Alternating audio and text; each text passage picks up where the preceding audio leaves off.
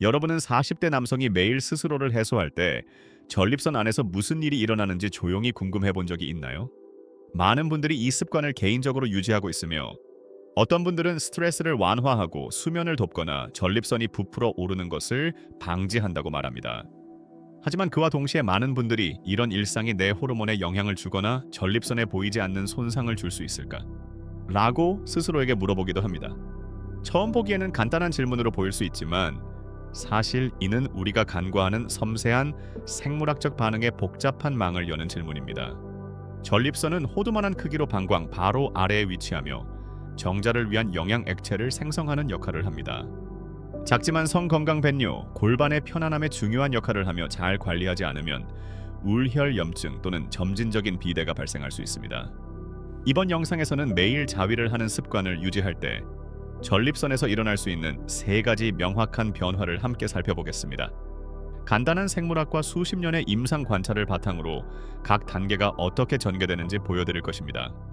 특히 3번째 변화에 주의 깊게 살펴보세요. 그 내용을 완전히 이해하면 종종 간과되는 문제를 피하는 데 도움이 될 수 있습니다. 40대, 50대 또는 그 이상의 연령대에 계신 분들은 꼭 구독해 주시고 남성 건강 주제를 심도 있게 탐구해 나가길 바랍니다. 그리고 아래에 여러분의 생각이나 질문을 댓글로 남겨주세요. 저는 모든 댓글을 읽습니다. 명확한 답을 얻기 위해 우리는 추측이나 소문에 의존하지 않을 것입니다. 대신 몸 자체에 집중하여 매일 자위가 전립선에 미치는 3가지 주요 생물학적 메커니즘을 살펴보겠습니다. 시작해 보겠습니다. 조금 더 깊이 들어가 볼까요? 제가 자주 받는 질문은 매일 자위가 위험하다고 하는데 왜 그런 욕구는 그렇게 자연스럽게 느껴질까요? 입니다. 이 질문은 충분히 타당합니다. 여러분은 상상하는 것이 아닙니다. 그 욕구는 단순한 심리적 현상이 아니라 생물학적입니다. 여러분의 몸은 여러분을 반대하지 않습니다. 하지만 우리는 종종 모르게 그 균형을 방해하고 있습니다. 그래서 이를 풀어보겠습니다. 의견이 아니라 생물학으로요. 여러분의 몸에서 매일 사정 습관에 의해 직접 영향을 받는 3가지 메커니즘을 소개합니다. 첫 번째 호르몬과 DHT 감소. 남성이 사정할 때마다 DHT라는 호르몬이 일시적으로 감소합니다. DHT는 남성의 특성을 유지하는 데 중요한 역할을 하며 얼굴, 털, 선욕, 심지어 근육통과 관련이 있습니다. 하지만 문제는 고농도의 DHT가 전립선 비대와 연관이 있다는 점입니다. 그러므로 사정을 통해 전립선에 호르몬 휴식을 주는 것은 좋은 일입니다. 하지만 너무 자주 하면 특히 중년이 가까워질수록 지속적인 호르몬 변화가 내분비 시스템을 혼란스럽게 할 수 있습니다. 이를 핸들을 좌우로 흔드는 것에 비유해 보세요. 그러면 몸의 자연스러운 리듬이 혼란스러워지며 테스토스테론 생산에도 영향을 미칩니다. 40대와 50대의 테스토스테론의 균형이 깨지면 피로감, 우울한 기분 회복 속도 저하를 느낄 수 있습니다. 그리 이상적이지 않죠? 두 번째 근육 메커니즘. 이제 골반 바닥으로 내려가 보겠습니다. 모든 오르가즘은 우리가 생각하지도 못하는 작은 근육들을 활성화합니다. 전립선 골반 바닥 하복부의 근육들이죠. 이러한 수축은 혈액을 흐르게 하고 노폐물을 청소하며 조직에 영양을 공급합니다. 내부 장기를 위한 미니 마사지와 같습니다. 좋죠. 하지만 그 근육들이 회복할 시간을 주지 않고 계속 반복하면 근육이 긴장하고 피로해질 수 있습니다. 시간이 지나면 이는 실제로 방광 조절 능력을 감소시키고 공공장소에서 화장실을 빨리 찾지 못할 때 느끼는 성가신 급박함을 초래할 수 있습니다. 3번째, 전립선의 숨은 면역 역할. 대부분의 사람들이 모르는 사실이 있습니다. 전립선은 자체적인 면역 활동을 가지고 있습니다. 하반신을 위한 미니 필터와 같습니다. 사정할 때 생물학적 노폐물 죽은 세포, 과도한 단백질 남은 잔여물이 배출됩니다. 이는 염증을 줄이는 데 도움이 됩니다. 하지만 세션 사이에 몸이 청소하고 회복할 충분한 시간을 갖지 못하면 면역 신호가 혼란스러워질 수 있습니다. 그 결과는 낮은 수준의 자극입니다. 하복부에서 느껴지는 둔하고 성가신 압력이나 무거움, 눈에 보이는 원인은 없고 완벽한 진단도 없으며 그저 불편함이 존재합니다. 저는 이런 상황을 실제로 여러 번 목격했습니다. 교과서가 아닌 실제 사람들과 함께한 경험이죠. 예를 들어 제임이라는 분이 있습니다. 62살이고 예전에는 건설 현장에서 중장비를 운전하던 건강한 남성이었습니다. 하지만 몇 년 전 그는 밤마다 화장실에 가는 것과 하복부의 불편한 방광을 완전히 비우지 못하는 이상한 느낌을 호소하며 저에게 왔습니다. 조사를 해보니 그는 55세 이후로 아예 사정을 하지 않았던 것입니다. 그는 이제 그런 건 나이 많은 사람의 일이다라고 생각하며 파트너와 의사 앞에서도 부끄러워했습니다. 그래서 그는 그냥 멈췄습니다.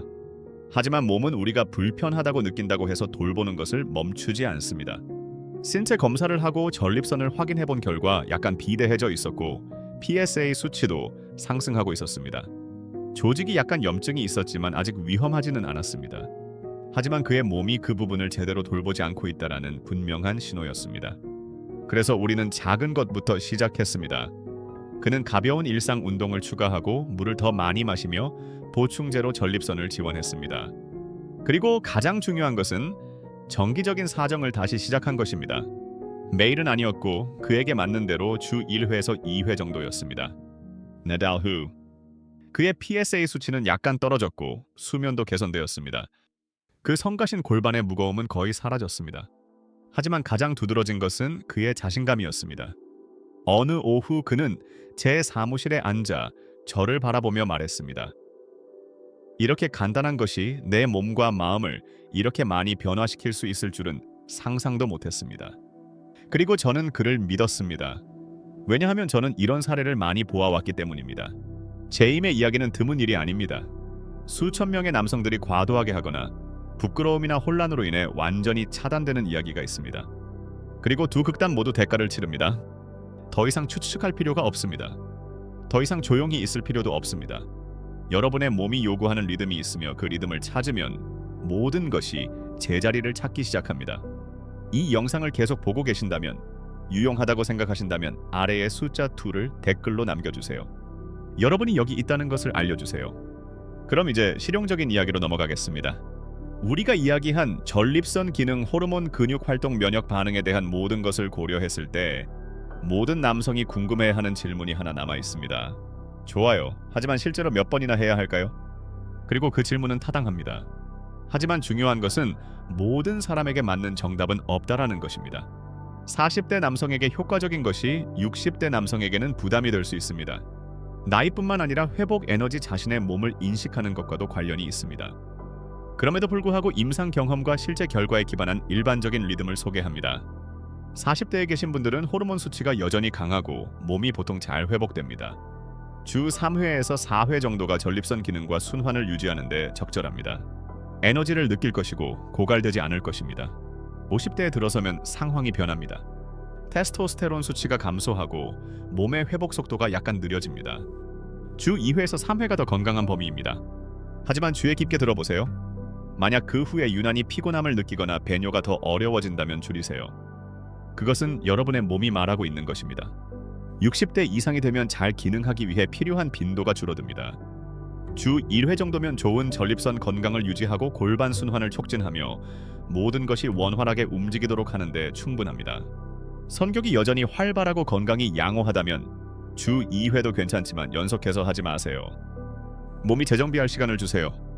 하지만 황금 규칙은 일관성이 강도를 이깁니다. 몇 주 동안 아무 활동도 하지 않거나 잃어버린 시간을 만회하려고 시스템을 과부하하지 마세요. 이를 닦는 것으로 생각해 보세요. 하루에 10번 이를 닦고 나머지 주는 건너뛰지 않죠. 리듬이 중요합니다. 부드럽고 규칙적이며 균형 잡힌 것이 깨끗하고 건강하게 유지하는 비결입니다. 그리고 여러분의 건강의 다른 부분과 마찬가지로 이 습관은 스마트한 선택과 함께 해야 합니다. 물을 더 많이 마시고 깨끗한 음식을 먹고 몸을 움직이며 가끔 의사와 상담하세요. 마무리하기 전에 이 모든 것을 다시 한번 강조하고 싶습니다. 남성들이 전립선 건강에 어려움을 겪는 가장 큰 이유는 신체적이지 않고 심리적입니다. 바로 침묵입니다. 많은 50대 이상의 남성들이 자위가 부끄러운 일이라고 생각합니다. 그들은 쾌락이나 이 부분에 대한 기본적인 돌봄이 잘못되었다고 내면화하고 있습니다. 그리고 그 믿음 때문에 그들은 멈춥니다. 그들은 단절되고 이상하다는 느낌을 받지만 그 이유를 모릅니다. 그리고 그들은 절대 이야기하고 싶어 하지 않습니다. 저의 진료소에서 수많은 남성을 만났습니다. 그들은 정보를 가지고 있지만 행동할 용기가 없었습니다. 그들은 뭔가 잘못되었다는 것을 알았지만 물어보는 것을 원하지 않았습니다. 그들은 이제 그런 건 나이 많은 사람의 일이다라고 생각했습니다.